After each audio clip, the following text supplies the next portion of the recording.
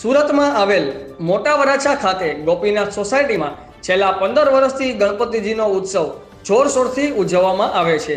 ત્યારે ગઈકાલે પણ ગણપતિજીનું વાતે ગાતે આગમન કરવામાં આવ્યું હતું।